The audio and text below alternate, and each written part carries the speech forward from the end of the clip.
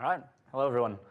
My name's Hiroto. I'm at Nubank. I'm the head of the ML team within AI Core at Nubank. And today I'm going to talk about how we think about foundation models at Nubank and modeling our customer behavior. So for people who don't know about Nubank, they are the world's largest digital bank. So we have 114 million customers, but across Brazil, Mexico, Colombia, majority in Brazil. That's where we were founded. And the big thing is that Nubank was cloud and mobile first from day one. And so a lot of the original customers were the underbanked and mobile first populations within LATAM. And so most of these people never had access to credits, and Nubank found a way to do this. And we see this loop on the bottom right here. It looks very similar to how tech companies think about iteration.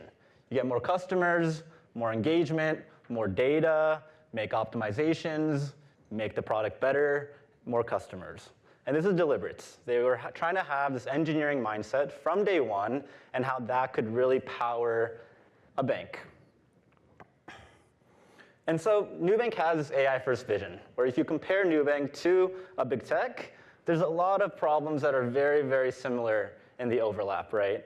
There's a lot of rich, mobile-first, multi-geo data about customers.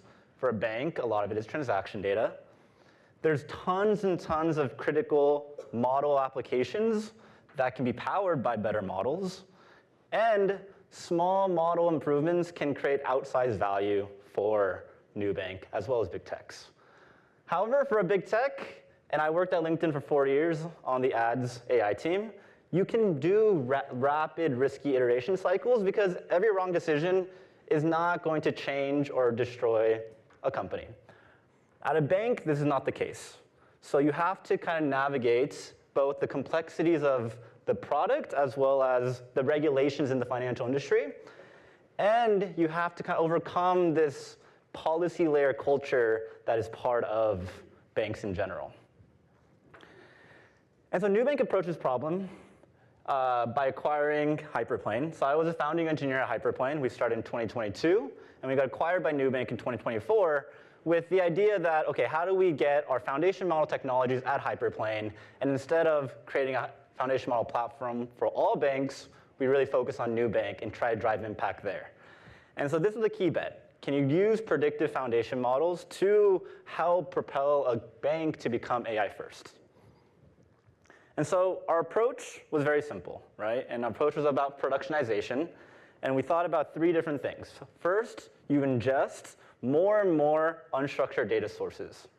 Second, you train more advanced foundation models. And then third, you deploy them to more production use cases.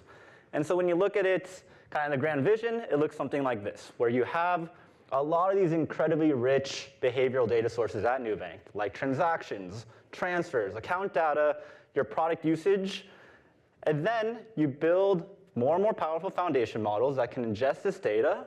And then you fine-tune them to all the different problems downstream, right? Product recommendations, income estimation, fraud, customer support, customer spend behavior, all these problems.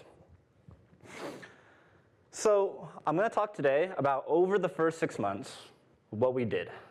We built transaction transformer foundation models using Ray. We have thousands of pre-training and fine-tuning experiments. We trained billion parameter models that we deployed to production. And our largest fine-tuning runs are trained on 2 trillion tokens on 1 billion labels on some of the most important problems at Nubank. And then lastly, we've ingested over 140 billion unique transactions and validated them in order to be used in production.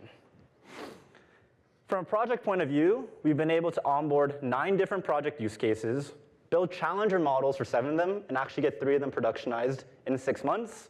And on average, we're seeing a 1.2% AUC lift across a lot of these project engagements. Now, these numbers might look small, but if you've been in big tech for a long time, you know that every point of AUC can be massive. And in fact, these are 2 to 3x the average AUC lifts you see in an entire annual production release for some of these problems. And what I'm most proud about is that we don't actually consume any new data source in order to get these lists, right? We just take traditionally tabular data, turn them into sequences, and then feed them into transformers and downstream fine-tune them. So I'm going to break up my session into 3 sections today. First, we're going to talk about the research that we've done in order to power our modeling. Second, I'm going to talk about how do we design projects to enable us to rapidly deploy these models. And then third, I'm going to talk about how that actually looks in practice. Great. So I think the basic thing we need to do is think about how do you build an interface between transactions and transformers. And as you guys know, you have to figure out how to tokenize or represent transactions as sequences of items. So what we do as a very simple setup is think about a transaction as an amount, a date, and a description token, right? So if you think about your Amazon purchase for $50 today, you have these basic fields. Then we think about tokenizing by using standard tokenization methods, as well as creating special tokens for things like dates, amounts, whether it's a paid or a refund, and we create a tokenized transaction. Then you take these tokens and you concatenate them to turn them into a member string. That is pretty much it. We then pass these into large-scale models and train larger and larger models with more and more data. As you can see here on the right, we compare our models over time compared to traditional tabular-based features using the same input features, right? And as you can see, over time, we tested methods like chunking, larger models, fine-tuning, and each of these iterations created more and more lift, with the final model being a 1,000-parameter model fine-tuned on downstream data. So there's some pros and cons to this approach. The pro is that the objective is super straightforward, the same thing as GPT, BERT, et cetera. Right? You predict some token in a transaction string or a member string. And this works surprisingly well, but on the downside, this is kind of an arbitrary loss for what you're really trying to do is like predict future behavior of a user, right? And so you have 3 cons here. One is that you end up filling up the context window with a lot of tokens. Each transaction, you might turn into 10 or 20 tokens. You quickly run out of context windows when you have maybe a 2,000 or an 8,000 context limit. Second, the order is kind of arbitrary, right? Like, why do you try to predict the next token where descriptions are first, dates are first? If you have other metadata, how do you order these things? It's a little bit arbitrary. And then lastly, like I said, predicting a sub-transaction token is not really a natural objective for what you're really trying to do. And so our next-gen models look at this problem on a transaction level, where you actually build a transaction encoder to actually encode each part of a transaction separately. So numerical information can be encoded using numerical embeddings, categorical features as categorical embeddings, and raw text through any kind of encoder. We use the causal encoder here. And you actually try to generate a transaction embedding that then you optimize the loss for in the same transformer backbone in the middle.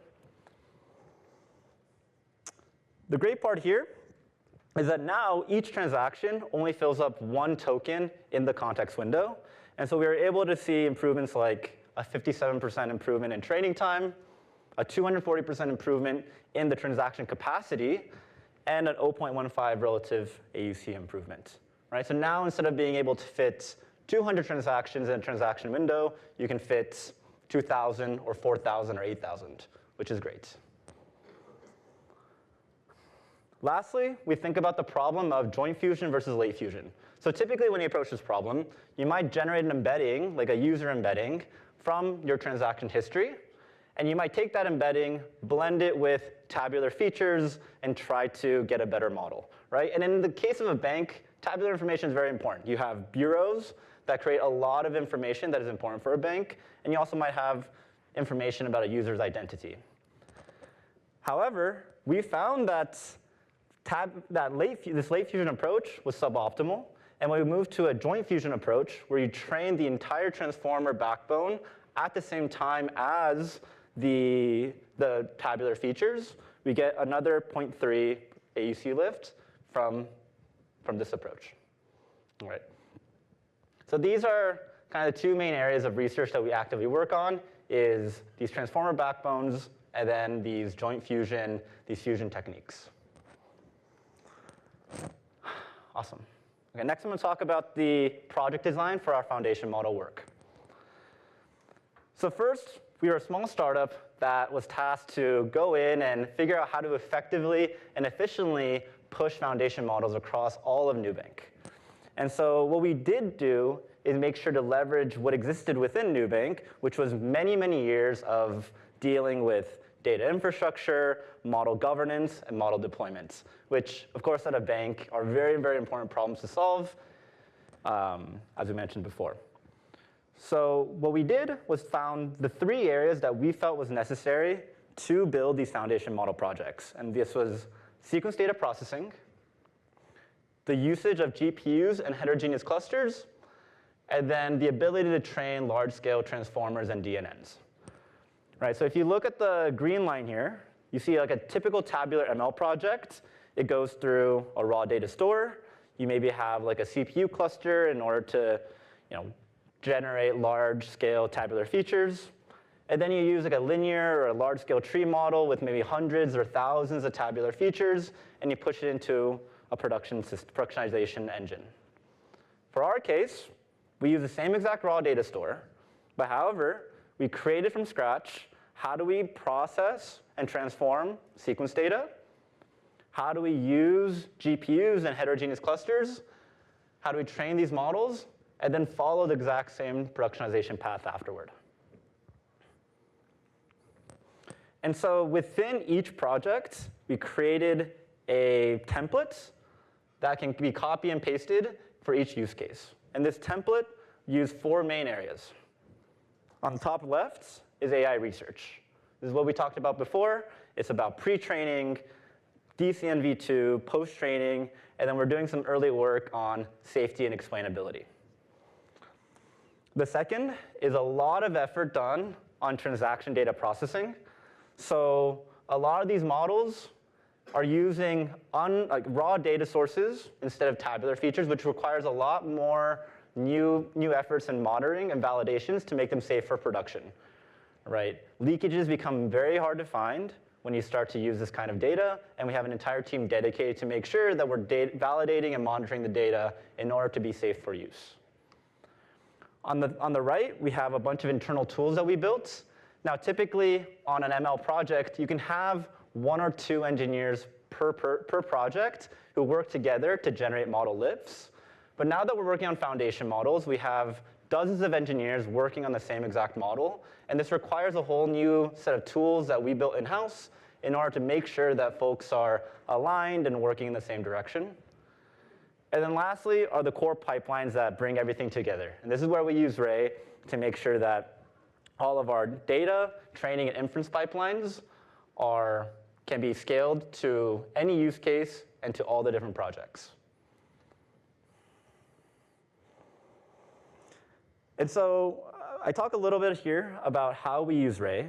So when we joined, we were essentially a group of 2 infra engineers, 4 ML engineers, and 3 AI researchers who went from a small startup to now having to deploy our models in the largest digital bank in the world. And we quickly made the decision to move all of our stack to Ray in order to handle this load. And that has been the journey we've been on for the past 6 months. So now, for our training, we can train up to 1.5 billion parameter models with an 8,192 context length. We fine-tune up to 1 billion rows using 64 H100s on the critical decision engines. And now we have dozens of engineers from different teams working on our framework to create custom pre- or post-processing for each project. And this is very important. Every project is going to require different nuances to how they want to pre-process the data, how they want to post-process the data, how they want to evaluate the model. But for us, the core training and inference engines should be the same. Lastly, from inference scale point of view, we've been having to run single jobs with 2 billion rows of inference, processing 2 trillion transactions for Nubank's entire history. So this is 10 years, 100 million customers, every user month pair, we can run a single batch job to do this inference. Okay. So I'm going to talk a little bit about what this project has looked like in practice. So to recap, at the beginning I talked about how we think about this project. So first, we ingest more and more data. Second, we train more advanced models. And then 3, we deploy them to more production use cases. So in our path of ingesting, you can see here we think about it in 3 ways. First is how many data sources have we ingested? Second, how much are ready for modeling and have been validated? And third, how much are actually serving a production system? And you see here, over the first months, we're now reaching about 5 data sources that are productionizing models. And this is including credit card, debit card, transfer, and product usages. Next, we're going to be exploring things like app events, where now we can use the same architecture, but instead of transaction-level models, we can mix transactions with app events, and maybe even take some inspiration from big tech, things like generative recommenders, to maybe think about how do you model app events alongside transactions in a single model. Second, we talk about how our models have progressed over time. Now, everything for us is an iterative process, and we understand that these models do not work from the beginning. So you can see in the first 3 or 4 months, we couldn't even reach parity for our model. And this is because we were migrating a lot of traditional large-scale XGBoost models into this deep learning stack. And if anyone's done this before, it's not as straightforward as it sounds to get parity on an XGBoost model in using DCNs. So a lot of this work, we worked as an iterative process to get to parity using maybe just tabular features, and then thinking about these joint fusion architectures to then increase our performance over time. And so a lot of these areas are related to scaling laws, more data, larger context, larger model, about adding more data sources as well as more metadata from the transactions, about improvements to our joint fusion optimizations, and to different architectures, like moving from token level to these transaction level approaches. Lastly, we talk about how we think about deploying these foundation models to more use cases. So when we think about our progress, we think about it in 4 stages to keep ourselves grounded on how much we're actually making an impact to Nubank. So first we think about, can we onboard the problem? Can we work with the team to ingest the feature, the label, and align on the evaluation? Sometimes this might even involve looking back and re-questioning the problem formulation and making it in a way that a model can optimize better end to end. Right? Like I said, there are teams that oftentimes rely on policies and layers of rules in order to make decisions. Well, how do we peel this back and come up with a fair evaluation mechanism that allows the models to shine? Second, we always want to replicate a baseline. We want to make sure that in our own infrastructure, we can actually replicate, get the same labels, get the same tabular features, and make sure that we are modeling exactly the same way as the production models are. Third, we build a challenger. So this takes the tabular features, appends the sequence information from transactions into our foundation models, and then jointly trains a challenger that has enough metric improvement to justify a new launch. And then lastly, we deploy in production. So we go through all the traditional model approval and model governance processes that every other team goes through in order to make sure that our models are production ready. And you can see here, it took us 5 months to launch our first model in production. We've been steadily increasing, but also we work at the same time to onboard new problems and to build challenger models on top. So I think that's it. In summary, the velocity impact that we've been able to do our work, it's been an entire all-hands effort across the AI platform teams, the product teams, and our research teams. And I think productionizing AI is super, super hard. I think anyone who's ever tried to do it, serving it to customers is a very, very hard problem. But how we've been able to approach the problem is that we want to build very tight, reliable iteration loops. We want to align on metrics, fairly replicate baselines, and change as few levers as possible. And we invested in a lot of data monitoring and validation from day one in parallel to our modeling. This oftentimes takes a back seat, but it always takes just as much effort to monitor and validate the data as it does to model it. So we took a bet to work on both in parallel instead of waiting to find model performance until we started doing the actual production validation. And then lastly, I built tooling to help people train and coordinate these larger projects and these larger experiments, especially when you have dozens of people trying to work on the same benchmarks. Building the right tooling can help accelerate and enable better communication. I think that's it. Thank you very much.